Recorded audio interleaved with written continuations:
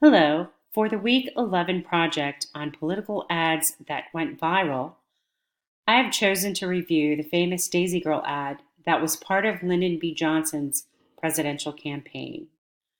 The ad aired on September 7th, 1964, during the NBC Monday Night at the Movies.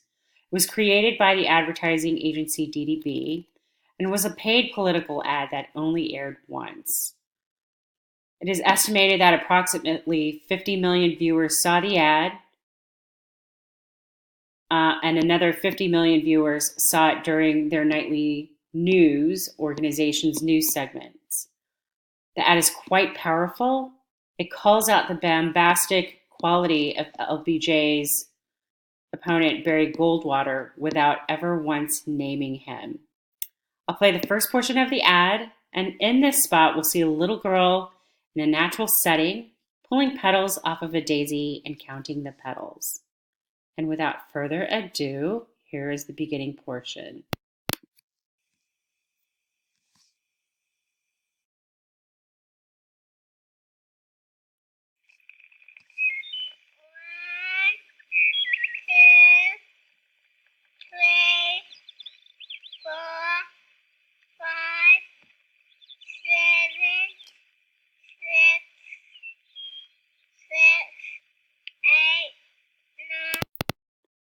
Okay, that first portion of the ad was so sweet and endearing with a little girl playing with a daisy. And here is where the tone of the ad changes and becomes ominous. We'll hear the countdown of a mission control announcer as the camera pushes into the eye of the girl. Then we see and hear a nuclear explosion as we hear LBJ speak to the choice we have for the presidential election. 10, 9, 8, 7, 6, 5, 4, 3, 2, 1, 0. These are the stakes.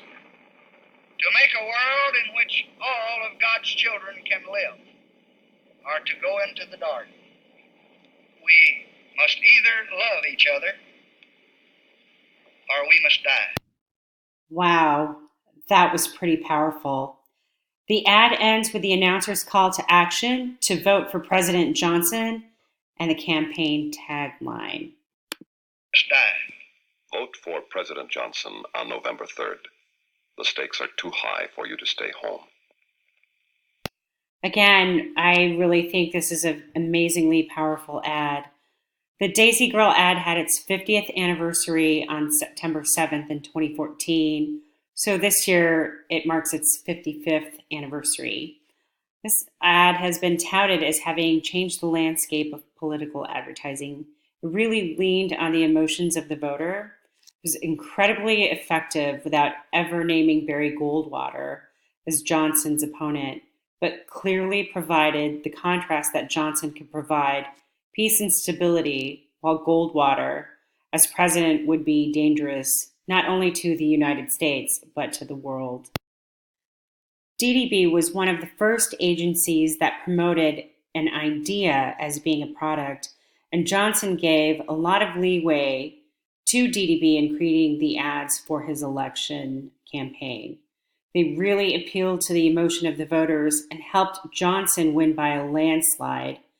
He won 61% of the popular vote, carried 44 out of the 50 states, and his electoral college numbers came in at 486 to Barry Goldwater's 52, which is incredible, especially if you contrast that to the 2016 election that we just went through, where Hillary Clinton received 232 electoral college votes and Trump received 306.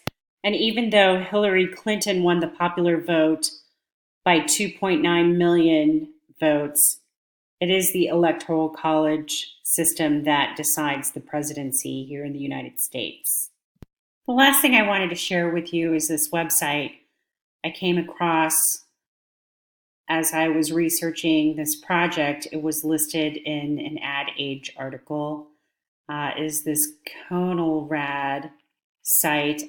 I don't believe it's still running. I think the last thing I saw as I was poking around on the site was from 2017.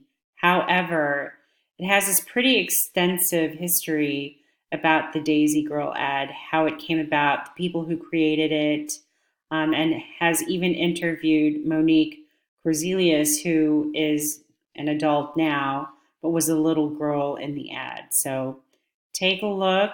I hope you enjoyed the presentation. I know I enjoyed researching it. And thank you for listening.